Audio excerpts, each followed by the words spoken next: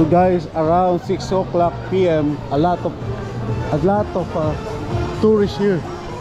Daming pong tao. Dito, mami.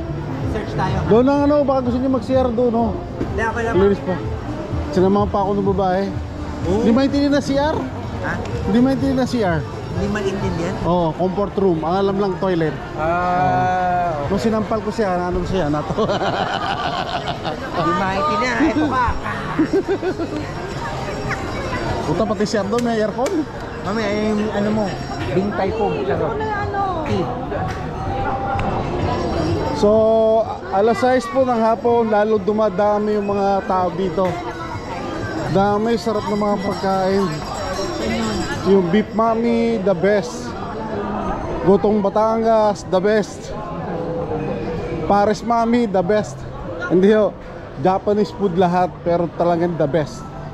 Ay nahanap ko rito ngayon, yung Gutong Batangas. Baka may mga Pinoy dito mapagtanungan Gutong Batangas. Meron daw sa kanto. Pares mami. Meron daw sa kanto, you know? Okay magana, tatanong lang ako. Do we have a Paris Mami here? No more? Paris Mami. Paris Mami. Oh, Gutong Batangas. Wala. No more? Okay, thank you. Wala na.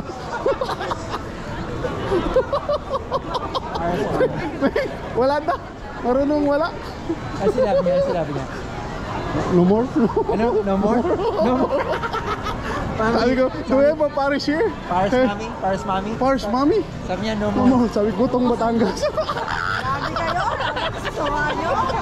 No more daw. Ang doon yung teatro nasa babahan.